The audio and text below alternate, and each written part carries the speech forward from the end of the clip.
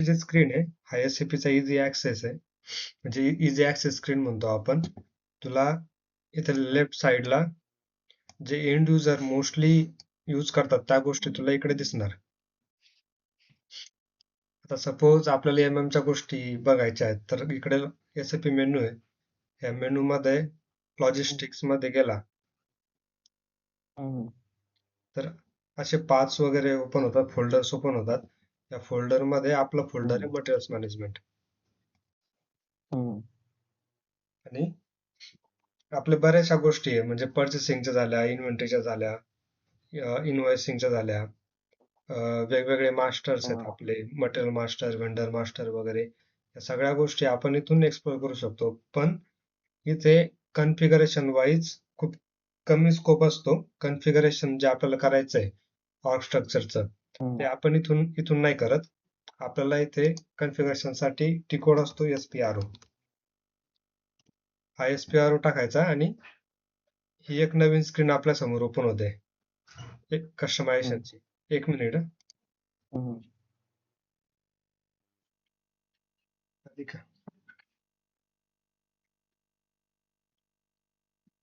चालू आहे अजून पण. ठीक आहे. तर ही कस्टमायझेशनची स्क्रीन ओपन होते. याच्यामध्ये आपला जायचंय SAP रेफरन्स IMG मध्ये. हम्म, इथे प्रत्येक मॉड्यूल वाईज तुला फोल्डर भेटतील किंवा पाथ भेटतील. हम्म, हम्म, तर काल ऍक्च्युली आपलं डेफिनेशन झाल्यात, म्हणजे आपण कंपनी कोड वगैरे बनवली आहे, प्लांट बनवलाय, स्टोरेज लोकेशन्स बनवले हम्म, आहेत, आणि हम्म, पर्चेसिंग ऑर परचेस ग्रुप, या 5 गोष्टी होत्या. त्या 5ही गोष्ट आपण काल बनवल्यात. आज आपण असाइनमेंट बघणार आहेत. तर इथे इंटरप्राइज स्ट्रक्चर मध्ये इथे जातो आपण. सगळ्या गोष्टी डेफिनेशन मध्ये बनवल्या जातात. परत हम्म, तुझ्यासाठी पण रिवाइज करून घेतो ह्या सगळ्या गोष्टी. फायनान्शियल अकाउंटिंग मध्ये तू कंपनी बनवणार आहे इथे. याला एक्सपांड करतो. हम्म, हा option edit copy delete check company code, इथे कंपनी कोड बनवायची. आणि याच्यामध्येच कंपनी कोडचा जो ऍड्रेस वगैरे आहे तो ऍड्रेस इथे चेंज करायचा एडिट कंपनी कोड डेटामध्ये. हम्म, हम्म, इथे बॅक गेला. नेक्स्ट डेफिनेशन आहे तुझी प्लॅनची, तर ती इथे असते लॉजिस्टिक्स जनरल मध्ये. तर याला एक्सपांड करायचं. हम्म, इथे ऑप्शन आहे तुझा कॉपी डिलीट चेक प्लांट. याला जर मी हम्म, ओपन केलं तर इथे पुन्हा ऑप्शन येतो कॉपी डिलीट चेक प्लांट. इथे जाऊन हम्म, तू प्लांट कॉपी करू शकतो. आणि त्या प्लांटचे जे डिटेल्स आहेत, त्याचं नाव वगैरे असेल, ऍड्रेस डिटेल्स असेल, ते इथे बॅक येऊन डिफाईन प्लांट मध्ये इथे तू करू शकतो. आता काल आपण जो प्लांट बनवला तो प्लांट होता PL01. तो इथे तर इथे नेम 1 नेम 2 तू डिसाईड करू शकतो. इथे तू दोघांना नेम 1 नेम 2 वगैरे देऊ शकतो. प्लस ऍडिशनल डिटेल्स पाहिजे, इकडे जायचं डिटेल्स मध्ये. इथे तुला एक्स्ट्रा डिटेल्स वगैरे असतील त्या ऍड्रेसच्या त्या तुला दिसतील. ह्या जनरल झाल्या. ऍड्रेस स्पेसिफिक पाहिजे, इथे ऑप्शन आहे तुझ्याकडे ऍड्रेसचा डिस्प्ले BC सेटच्या बाजूला. इथे जाशील, इथे तुला प्रॉपर ऍड्रेस शो होतो. इथे बॅक गेला. त्यानंतर याच मध्ये डेफिनेशन मध्येच खाली अजून गेला तर इथे तुझ्याकडे मटेरियल्स मॅनेजमेंट. याला एक्सपांड करायचं. इथे 2 ऑप्शन आहेत, मेंटेन स्टोरेज लोकेशन आणि maintain purchasing organisation. Maintain storage hmm, location मध्ये गेल्यानंतर आपण इथे आपला प्लॅन टाकतो. सपोज PL01 आपला प्लांट होता. त्या प्लांट मध्ये आपण हे 4 स्टोरेज लोकेशन मेंटेन केलेत. एक हे मोस्टली जे आपलं मटेरियल आहे, कुठल्या टाईपचं मटेरियल आहे त्या हिशोबाने मेंटेन करतो. आता आपण कन्सिडर करतो एखादी मेकॅनिकल इंडस्ट्री. मेकॅनिकल इंडस्ट्रीमध्ये रॉ मटेरियल असणार आहे. ते मटेरियल डॅमेज असेल तर रिटर्न मध्ये आपण टाकू. फिनिश्ड मटेरियल असतं, सेमी फिनिश असतं, या व्यतिरिक्त अजूनही टाईप असतात मटेरियल्सचे. पण प्रॅक्टिससाठी आपण फक्त 4च ठेवले. सपोज तुझ्याकडे फूड प्रोसेसिंग कंपनी आहे किंवा फार्मास्युटिकल कंपनी आहे, तर त्या हिशोबाने स्टोरेज लोकेशन चेंज होतील. तुझ्या बाकीच्या ज्या असाइनमेंट आहेत त्या सुद्धा चेंज होतील थोड्याफार. हे आपण दोघं प्लॅन साठी केलं. प्लस जी बॉडी असते प्रोक्युरमेंट करणारी, म्हणजे जी एक रिस्पॉन्सिबल टीम असते ती टीम आपण इथे मेंटेन करतो, मेंटेन पर्चेसिंग ऑर्गनायझेशन मध्ये. याला ओपन करायचं इथे आपण डिरेक्टली न्यू एंट्री करू शकतो. आपल्या कंपनीसाठी आपण पर्चेसिंग ऑर्ग डिफाईन केली होती 1997 ही. सिम्पली न्यू एंट्री आणि हे जे जशा व्हाईट फील्ड दिसत आहेत इथे आपल्याला व्हाईट फील्ड शो होतील आणि इथे आपण 4 डिजिट्सचा कोड टाकायचा आणि डिस्क्रिप्शन टाकायचं आणि व्हॅलिडिटी व्हॅलिड ठेवायची. देन इथे बॅक ह्या 4 गोष्टी इथेच तुझ्या होत आहेत. ही डेफिनेशनला क्लोज करतो. 5वी गोष्ट होती ती आहे पर्चेसिंग ग्रुप. त्यासाठी खाली यायचं थोडंसं. या इथे तुला मटेरियल्स मॅनेजमेंट दिसतो, सेपरेट वेगळा फोल्डर. डेफिनेशन मधला मटेरियल्स मॅनेजमेंट वेगळा होता, इथला मटेरियल्स मॅनेजमेंट वेगळा आहे. इथे ऍक्च्युअल P2P फ्लोचे जे कॉन्फिगरेशन्स आहेत ते आपण इथे मेंटेन करतो. तर याला एक्सपांड करायचं, इथे पर्चेसिंग आहे परत, याला एक्सपांड करायचं. त्यानंतर इथे खाली आला तर इथे दिसतं क्रिएट पर्चेसिंग ग्रुप्स. इथे याला ओपन करायचं. इथे 3 डिजिटचा पर्चेसिंग ग्रुप तू डिफाईन करू शकतो. आता आपल्या केसमध्ये आपण हा काल डिफाईन केलाय 197. तर ह्या 5 गोष्टींपैकी पर्चेसिंग ग्रुपला आपल्याला कुठेच असाइन करायचं नाहीये. बाकीच्या पहिल्या 4 गोष्टी होत्या, company code, plant, purchasing group आणि स्टोरेज लोकेशन. या 4 गोष्टी इंटरलिंक्ड आहेत. या 4 गोष्टींना आपल्याला असाइनमेंट करायची आहे. आता असाइनमेंटच्या अगोदर आपण कोणाला काय असाइन करणार ते बघून घेऊ एकदा.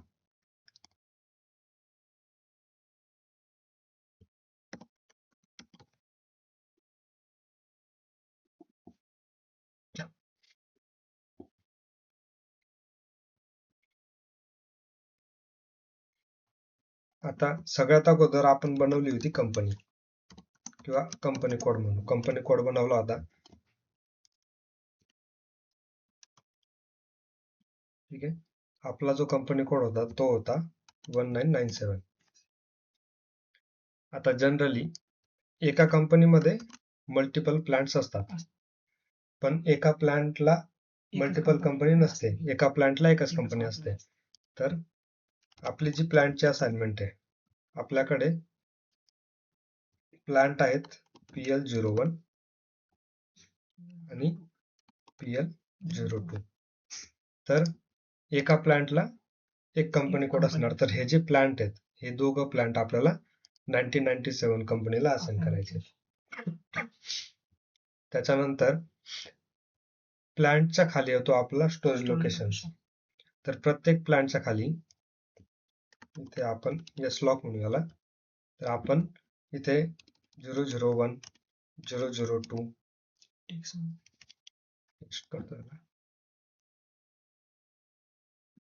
कोमा येऊन टाकलाय, येऊन जा. कॉमा देऊ. आणि तो कॉमा पण येतो ना तिथे.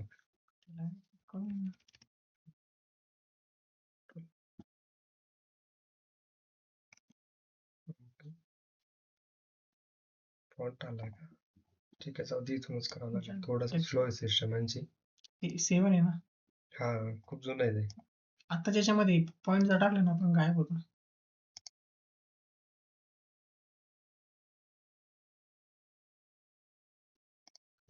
लय danger चाललंय. 001 002 स्टोरेज लोकेशन किती 4 आहे ना. 4 आहेत. एकाला 4 केलेत आपण, एकाला 3च केलेत. 001 002 000. अरे कॉपी पेस्ट आहे.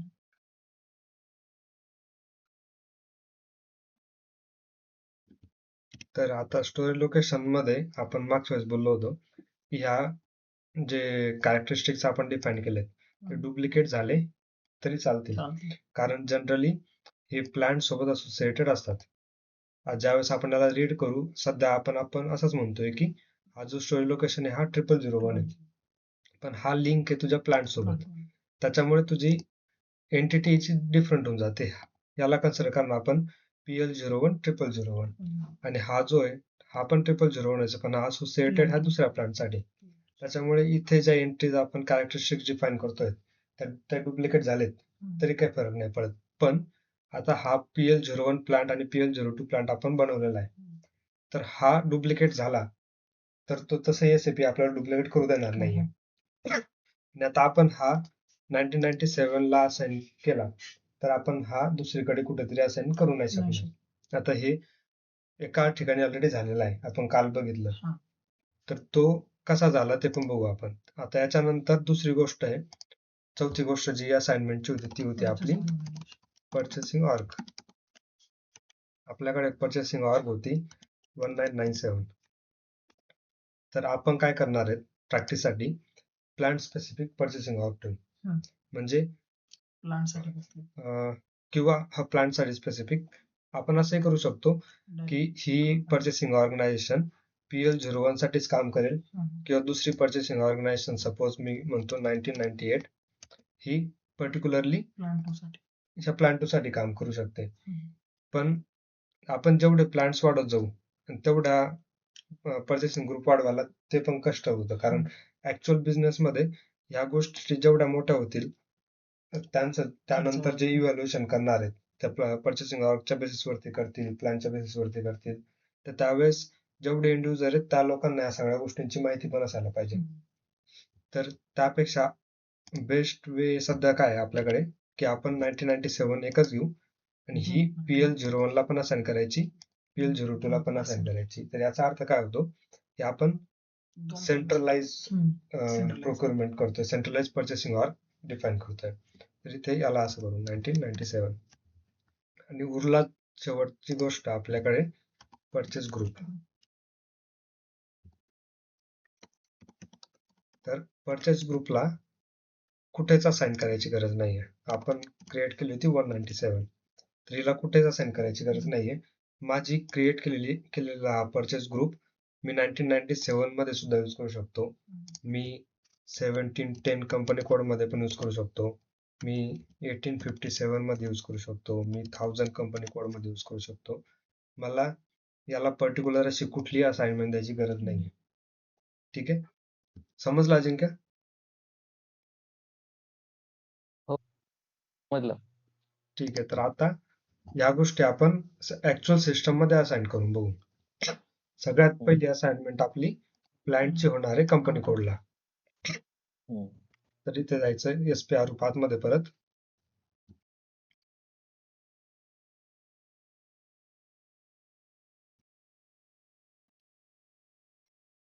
याला मी बंद करून देतो. असाइनमेंट मध्ये जाणार आपण एंटरप्राइज स्ट्रक्चर मध्ये असाइनमेंट. इथे फायनान्शियल अकाउंटिंग इथे आहेत ऑप्शन आपल्याकडे. सॉरी, इथे नाही. आपण जाणार लॉजिस्टिक जनरल मध्ये, कारण आपला प्लांट लॉजिस्टिक्स मध्ये येतो. लॉजिस्टिकची एंटिटी कन्सिडर होते ती, कारण लोडिंग अनलोडिंग शिपिंग सगळ्या गोष्टी लॉजिस्टिक्स मध्ये येतात. तर इथे ऑप्शन आपल्याकडे लॉजिस्टिक जनरल मध्ये assign plant to company code. तर हा आपण सिलेक्ट करणार. आता इथे पोझिशन मध्ये जाशील तर पोझिशन मध्ये तू सर्च करू शकतो आपल्याला जो प्लांट सर्च करायचा आहे. आपला प्लांट होता PL01. आता इथे भेटला आपल्याला PL01, बरोबर. त्याला मी थोडं मोठं करतो.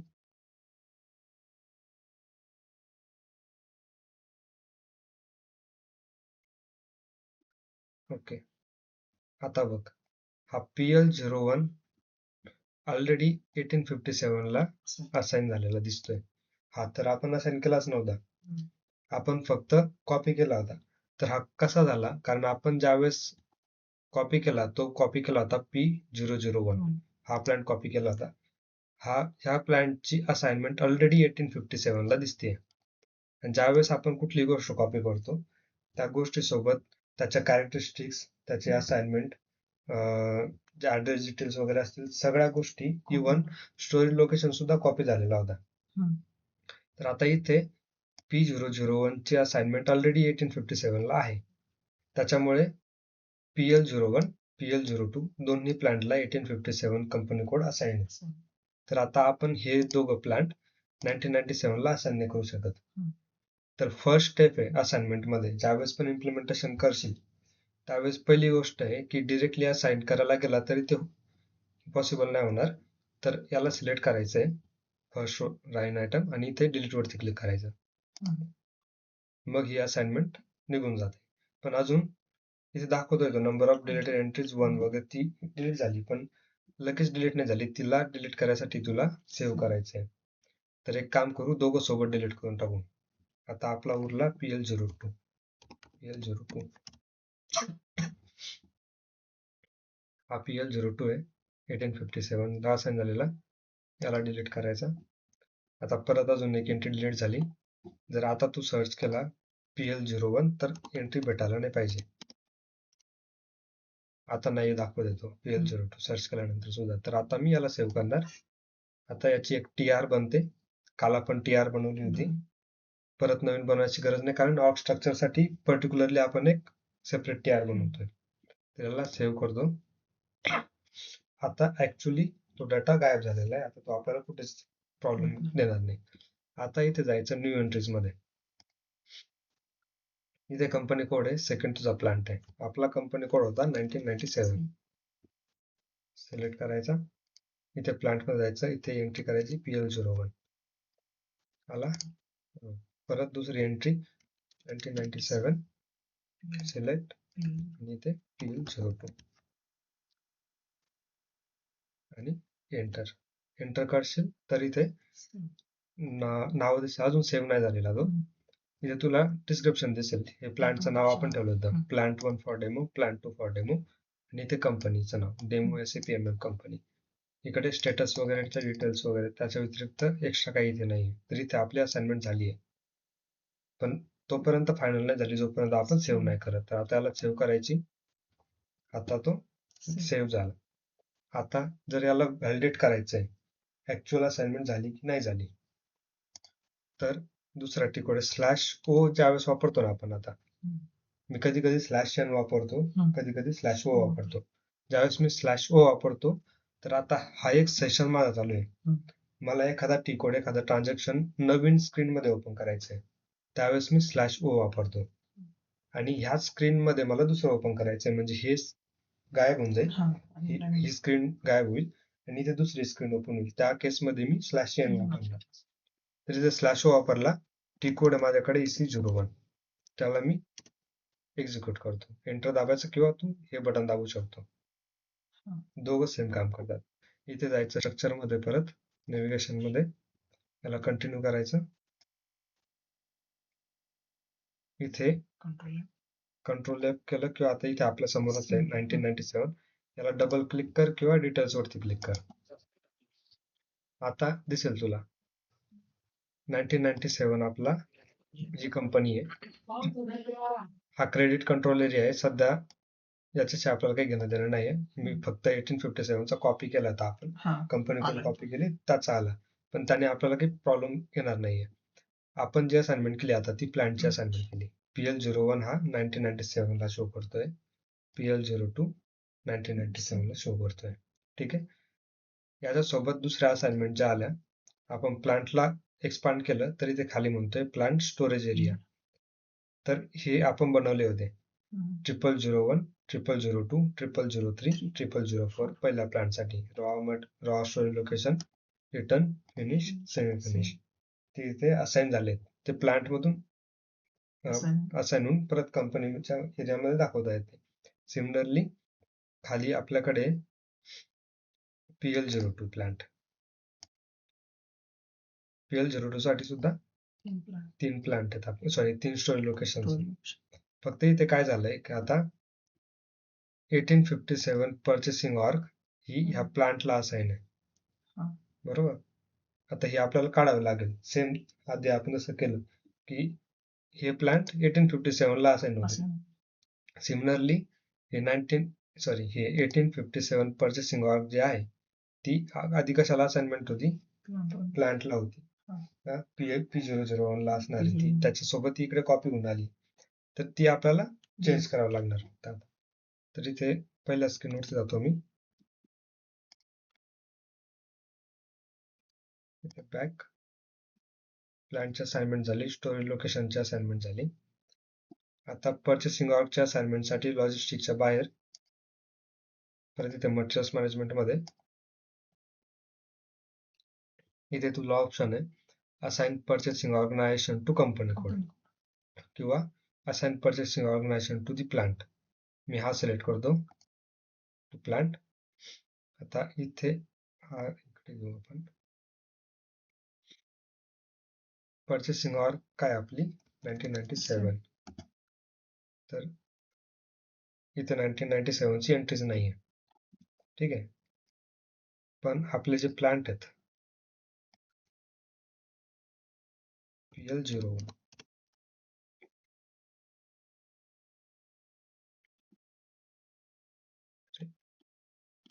ठीक आहे आलेलं आहे.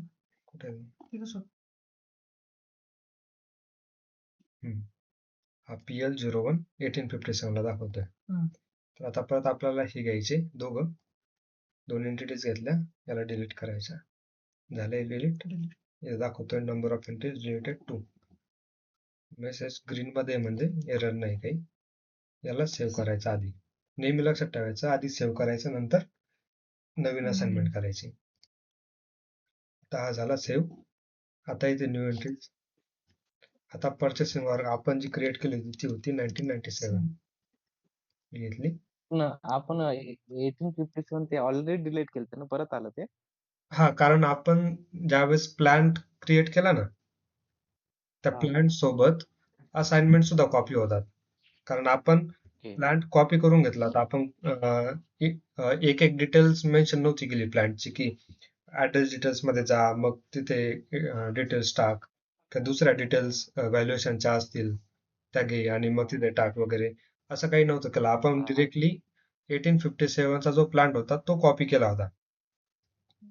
मग ज्यावेळेस आपण कॉपी करतो कुठलीही गोष्ट, त्याच्यासोबत सगळा डेटा कॉपी होतो आणि त्या डेटामध्ये आपल्या ह्या असाइनमेंट सुद्धा होत्या. पर्चेसिंग ऑर्गच्या असाइनमेंट होत्या, कंपनी कोडच्या असाइनमेंट होत्या. त्याच्यामुळे हा डेटा इकडे आता जसा तसा आला. आणि म्हणून ज्यावेळेस आपण आता तू पण कुठली इम्प्लिमेंटेशन वगैरे करशील फ्युचर मध्ये, तर आपण जनरली एक स्टँडर्ड टेम्पलेट असते SAPचं कंट्री वाईज, तर ते टेम्पलेट फॉलो करतो. आणि त्या टेम्पलेट मध्ये सुद्धा similar type of assignment already exist करते. म्हणजे अमेरिकेचा टेम्पलेट घेतला, अमेरिकेचे कंपनी कोड असणार आहे, त्या कंपनीमध्ये 2 प्लांट्स वगैरे असणार आहे, त्या प्लांट्स मध्ये तुझे स्टोरेज लोकेशन्स असणार आहेत, एक पर्चेसिंग ऑर्गनायझेशन असणार आहे, तर कंट्रोलिंग एरिया असणार आहे, क्रेडिट कंट्रोल एरिया वगैरे असतो. तर या सगळ्या गोष्टी तिथे असणार आहे. सेल्स ऑर्ग सुद्धा असणार आहे. तर ज्यावेळेस तू कॉपी करतो या सगळ्या गोष्टी ऍज इट इज कॉपी होतात आणि तुला तुझ्या रिक्वायरमेंटच्या हिशोबाने जो कुठला प्रोजेक्ट आहे, जी कुठली कंपनी आपण इम्प्लिमेंट करतोय, त्या कंपनीच्या रिक्वायरमेंट नुसार आपल्याला ह्या असाइनमेंट रिमूव्ह करायच्या आणि आपल्या असाइनमेंट इस्टॅब्लिश करायच्या असतात. ठीक आहे. तर आता इथे आपली परचेस ऑर्ग होती. हा बोल, काय म्हणताय? नाही ओके डन. ठीक आहे. तर आपला प्लांट होता इथे PL01 घेतला. दुसरा आपण इथे असाइन करून देतो 1997 PL02. एंटर. डिस्क्रिप्शन आलं दोघांचं करेक्ट आहे वगैरे आणि याला सेव्ह करायचं. आता हा डेटा सेव्ह झाला. आता परत आपण ह्या नेव्हिगेशन मध्ये येऊ. मी याला रिफ्रेश करतो. आता बघा लक्षात आहे इथे परचेस ऑर्गनायझेशन 1857 दाखवते. ते कोणाला असाइन आहे? प्लांटला असाइन आहे इथे. परत प्लांट 2 गेलो. हा प्लांट 2 आहे. या प्लांट 2 ला परचेस ऑर्गनायझेशन आहे 1857. त्याला मी रिफ्रेश करतो. रिफ्रेश केल्यानंतर PSL1 कशी आली इथे? अच्छा, नाही रिफ्रेश झाला पण दुसऱ्या कंपनीचं दाखवतोय काय? नाही, आपलीच कंपनी. 1997 प्लांट. ओके, आता दिसतंय बरोबर. 1997 दाखवतोय परचेस ऑर्ग. तो थोडा ग्लिच होता. दुसरा आपण बघू. इथे या प्लांटसाठी प्लांट 2 फॉर डेमो साठी परचेस ऑर्ग तुझी 1997. आता आपल्या असाइनमेंट करेक्ट आहेत. हम्म. या व्यतिरिक्त आपल्याला कुठल्या असाइनमेंट करायची गरज नाहीये ऑर्ग स्ट्रक्चर मध्ये. हम्म. आता ऑर्ग स्ट्रक्चर मध्ये बघून घेऊ. तर ह्या असाइनमेंट झाल्यानंतर पीओ बनवायच्या आधी आपल्याला अजून 2 गोष्टी पाहिजे. एक लागते मटेरियल, मटेरियल दुसरा लागतो वेंडर. त्याच्याशिवाय आपण पीओ नाही बनवू शकत. पण ह्या दोघांच्या पण अगोदर एक गोष्ट आपल्याला कन्फर्म करावी लागते. ती मी दाखवतो. क्लोज SPR मध्ये जायचं परत. होत नाही टाईप. सिस्टम स्लो आहे कडे. SPR परत इथे SAP रेफरन्स IMG. त्यानंतर इथे जायचं फायनान्शियल अकाउंटिंग मध्ये. इथे फायनान्शियल अकाउंटिंग ग्लोबल सेटिंग्स. इथे आहे तुझे global parameters for company code. नंतर इथे इंटर ग्लोबल पॅरामीटर्स. इथे आला की आपल्या सगळ्या कंपनीच्या जे ग्लोबल पॅरामीटर्स आहेत ते इथे असतात. तर इथे आपली कंपनी ग्लोबल पॅरामीटर म्हणून दाखवतो, सांगतो मी तुला. एक मिनिट. कंपनी कोड आपली होती 1997. ठीक आहे. तर आता ही आपली कंपनी आहे. तर इथे काय ना, इथे कंपनीचं नाव दिसतंय. इथे आपली कंपनीचं हेडक्वार्टर कुठले, संभाजीनगर दिसतंय. कंट्री इंडिया आहे. करन्सी INR आहे, इंडियन रुपीज.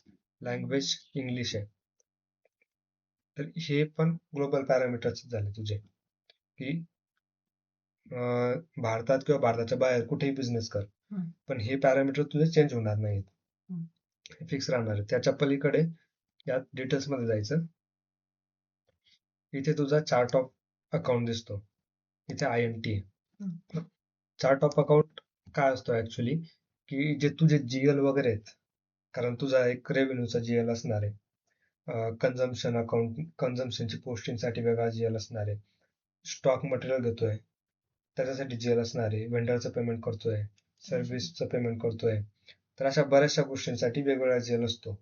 सोबत तुझा ह्युमन रिसोर्स, एम्प्लॉईचा सॅलरी आहे किंवा कुठल्या दुसऱ्या गोष्टींसाठी खर्च होतोय, मिसलेनियस गोष्टींसाठी खर्च होतोय. तर असे बरेचसे खर्च असतात.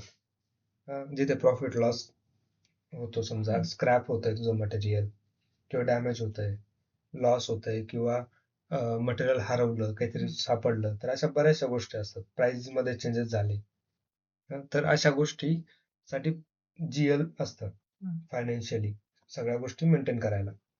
तर HR चे GL झाले, इन्व्हेंटरीचे GL झाले, सर्व्हिसेसचे GL झाले किंवा स्टॉक अकाउंटचे GL झाले, कन्झम्पशनचे झाले. प्रत्येकाचा हे लोक काय करतात की ग्रुप बनवतात. आता हा एक ग्रुप असतो समजा, की जो कंपनी स्पेसिफिक असतो. आता INT म्हटलं की जेवढे GL असतील आपल्या ह्या कंपनीसाठी, डेमो SAP MM कंपनीसाठी 1997 साठी, सगळे GL या INT1 मध्ये असणार. हा जो चार्ट ऑफ अकाउंट आहेत याच्यामध्ये सगळे GL मेंटेन असणार आहेत. सोबत तुझा एक क्रेडिट कंट्रोल एरिया आहे, तो 1857 ला कॉपी केला होता म्हणून तो इथे आलाय. ही फायनान्शियल गोष्ट आहे, आपल्याला जनरली याच्यासोबत जास्त काम पडत नाही. आपल्याला इथे मेन बघायचंय ते तुझा आहे fiscal year variant K4. Fiscal year variant काय असतो, की तुझं कॅलेंडर कसं फॉलो होतं कंपनीमध्ये. आता भारतामध्ये कॅलेंडर काय आहे आपलं, एप्रिल पासून सुरू होतं फायनान्शियल, 1 एप्रिल पासून 31 मार्च पर्यंत. तसं प्रत्येक कंट्री वाईज हे कॅलेंडर चेंज होतं. आणि मग त्याचं व्हेरियंट कुठलं, आता K4 मी घेतलंय. जनरली आपण प्रॅक्टिससाठी K4 घेऊ. K4 काय म्हणतो, हे बघ इथे K4 calendar year 4 special period. म्हणजे हा जो आपला जानेवारी ते डिसेंबर आहे तो कॅलेंडर इयर फॉलो करतो. आणि 4 स्पेशल पिरियड म्हणजे इथे 4 क्वार्टर असणार आहेत, 3-3 महिन्याचा एक क्वार्टर. तर हे मोस्टली आता हे बघ इथे K1 आहे, इथे पण कॅलेंडर 1च आहे, पण इथे 1 स्पेशल पिरियड आहे, म्हणजे 12 महिन्याचाच एक क्वार्टर, म्हणजे 12 महिन्याचाच फुल असतो. पिरियड मध्ये काही चेंज नाही. इथे 2 पिरियड आहेत, 6-6 महिन्याचे 2 पिरियड घेणारे लोक K2 मध्ये. K3 मध्ये एकच सेम कॅलेंडर इयर जानेवारी ते तुझं डिसेंबर, पण इथे 3 पिरियड आले, तर हा फरक पडतो. तर ही गोष्ट तुझी आधी कन्फर्म करायची. आपला K4 आहे सध्या प्रॅक्टिससाठी, कारण आपण एप्रिल ते मार्च जर घेऊ नंतर पोस्टिंग पिरियड वगैरे सगळ्याच्या बेसिसवर ते असतात. मग नंतर असं नको व्हायला, कारण ज्यावेळेस पिरियड काउंट होतात, जानेवारी K4 घेतला, जानेवारीला पहिला पिरियड म्हणणार, फेब्रुवारीला दुसरा पिरियड म्हणणार, मार्चला तिसरा पिरियड म्हणणार. त्या हिशोबाने जर तू दुसरा व्हेरियंट घेतला, इथे दुसरा व्हेरियंट आहे एप्रिल टू मार्चचा फोर स्पेशल पिरियड V3, तर एप्रिल हा पहिला पिरियड होतो, त्याच्यानंतर मे दुसरा पिरियड होतो, जून तिसरा पिरियड होतो. तर त्या हिशोबाने तुला काउंटिंग करायची, तुझे फायनान्शियल एंट्रीज त्या हिशोबानेच होणार. तर युजली आपला इंडियामध्ये V3 फॉलो होतो, April to March 4 special period, 4 quarter. पण प्रॅक्टिससाठी हा न घेता आपण हा घेऊ K4, कारण हा सध्या समजायला बेटर आहे इंग्लिश महिन्यानुसार. काही काही लोकांचा US मध्ये किंवा UK मध्ये जनरली महिने आपले 12 असतात, पण पिरियड 13 असतात. म्हणजे तो एकतर 28 दिवसाच्या हिशोबाने ते लोक महिना बनवतात, किंवा मग 1-2 दिवस मागे पुढे ते डिसाईड करतात त्यांची टाइम फ्रेम किती असायला पाहिजे. 1 जानेवारी ते 28 जानेवारी पहिला महिना, 29 जानेवारी ते 29 फेब्रुवारी, 28 फेब्रुवारी दुसरा महिना. त्याच्यानंतर कारण 31 दिवसाचा एक महिना, एक दुसरा महिना 30 दिवसाचा, त्या हिशोबाने ते डेट्स वगैरे मागे पुढे होत राहतात. तर हे टोटली फायनान्सचं डिसिजन असतं, किंवा त्या कंट्रीमध्ये कुठलं कॅलेंडर, फायनान्शियल कॅलेंडर यूज केलं जातं, त्या हिशोबाने हा व्हेरियंट आपण डिसाईड करतो. तर आपण इथे K4 घेणार आहे. हा K4च आहे का, हा एकदा कन्फर्म करून घ्यायचा प्रॅक्टिससाठी आपल्या कंपनीमध्ये.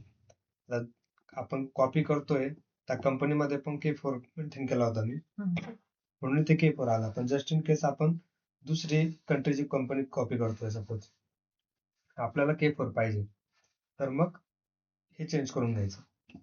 त्याच्यानंतर ह्या गोष्टी तर ठीक आहे, इथे आपण जनरली बघत नाही. फायनान्सच्या गोष्टी, इथे काही गोष्टी मार्क असायला पाहिजेत, यानंतर बघू. या सध्या काही लगेच आपल्याला इम्पॅक्ट नाही करणार आहेत. ही पहिली गोष्ट बघितली. त्यानंतर काही चेंजेस नाही केले, याला क्लोज करायचं फायनान्शियल अकाउंटिंग मध्ये बाहेर. नंतरची जी गोष्ट आहे, I think logistic general,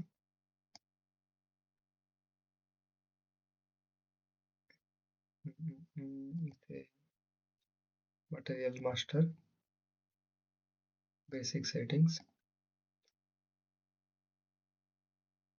make global settings, नाही, maintain company codes for material management, हा ऑप्शन आहे. परत पाच बघून घे.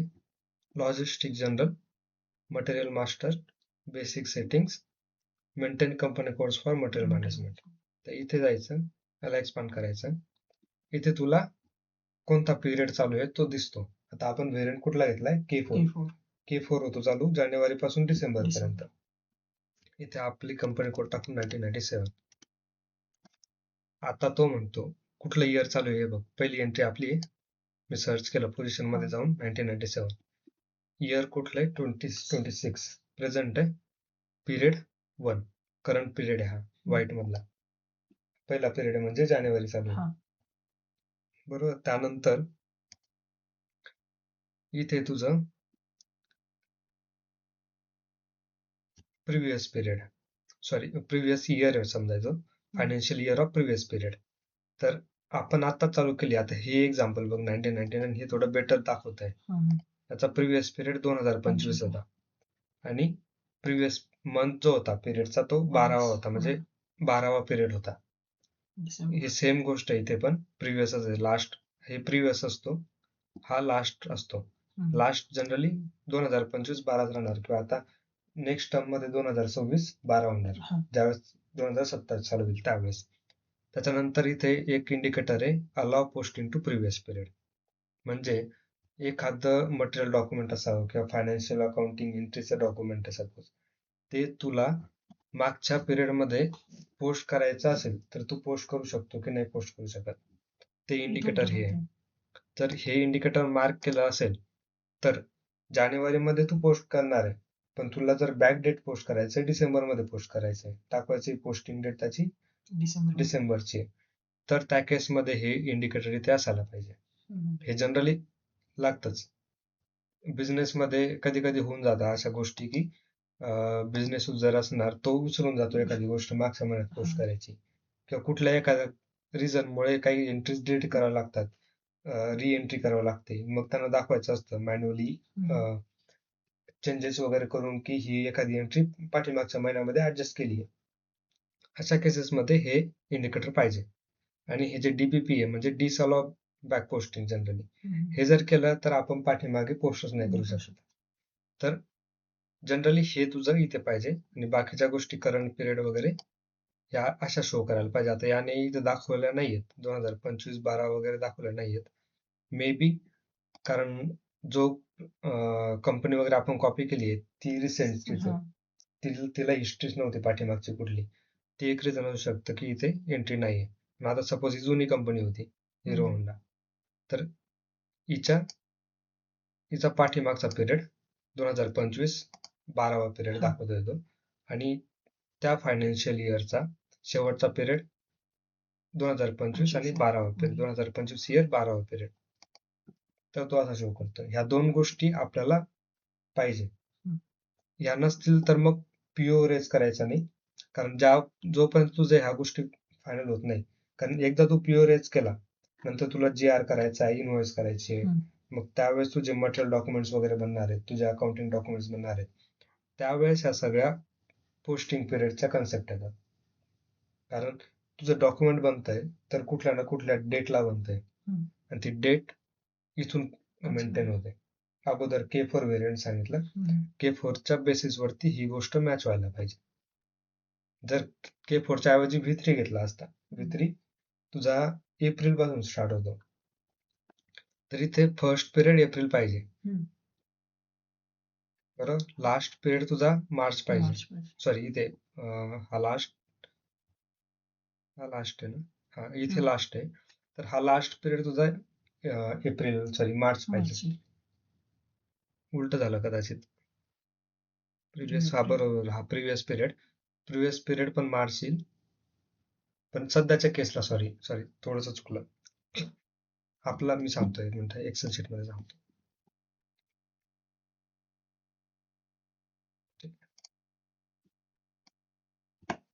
सपोज मी व्हेरियंट घेतोय V3 काम करतो एप्रिल ते मार्च. सध्या आपलं काय आपला चालू आहे जानेवारी 2026, तर सध्या जानेवारी 2026च्या हिशोबाने याचा पिरियड एप्रिल पासून जर चालू होतोय, तर जानेवारी असायला पाहिजे 10वा पिरियड, त्याच्यानंतर तुझा फेब्रुवारी असायला पाहिजे 11वा पिरियड, आणि मार्च असायला पाहिजे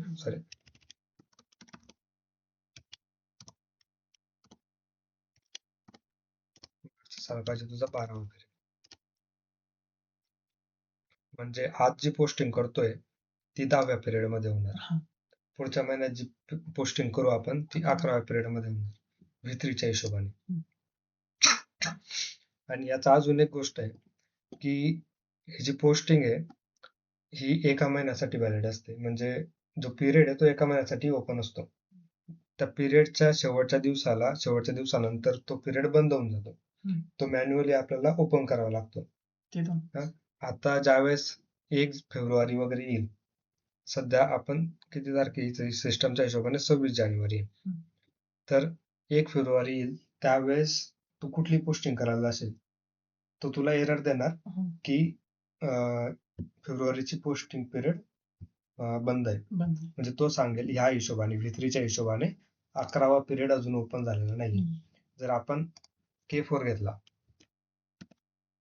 K4 कुठून चालू होतो तुझा जानेवारी पासून ते डिसेंबर पर्यंत, तर जानेवारी तुझा पहिला पिरियड आहे, फेब्रुवारी दुसरा पिरियड आहे, मार्च तिसरा पिरियड आहे.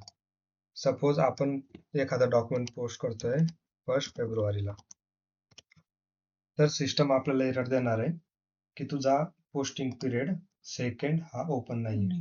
V3च्या केसमध्ये पोस्टिंग पिरियड 11 ओपन नाहीये, तर त्याला आधी ओपन करा त्याच्यानंतर तुम्ही फेब्रुवारीमध्ये पोस्ट करू शकता हम्म. किंवा तुमच्याकडे ऑप्शन आहे तुम्ही जानेवारीमध्ये पोस्ट करा. हम्म. पाठीमागच्या पिरियडमध्ये जो पिरियड ओपन आहे चालू आहे. त्याच्यामध्येच ओपन करा, सॉरी त्याच्यामध्येच पोस्ट करा, किंवा मग हे जे लेटेस्ट पिरियड आहेत डेटच्या हिशोबाने हम्म. हे ओपन करा, नंतर या पिरियडमध्ये पोस्टिंग करा. हे 2 ऑप्शन तुला येतात. तर आजच्या लेक्चरमध्ये एवढंच घेऊ. उद्या आपण मटेरियल बनवू, हा. एक वेंडर बनवू. पीओचा ओव्हरव्ह्यू तर आपण बघितलेलाच आहे, पण ते पण दाखवून देऊ एक टेम्पररी प्रॅक्टिससाठी की मटेरियल कसं बनवायचं आणि वेंडर कसं बनवायचं. ते उद्याच्या लेक्चरमध्ये बघू. आता एवढा जो आज बघितला आपण असाइनमेंट वगैरे या सगळ्या गोष्टी या एकदा प्रॅक्टिस करून बघा. ठीक. प्रॅक्टिस याच्यावर करायची. प्रॅक्टिस Practice कुठे सर्व्हरवर, एक मिनिट मी रेकॉर्डिंग बंद करून देतो.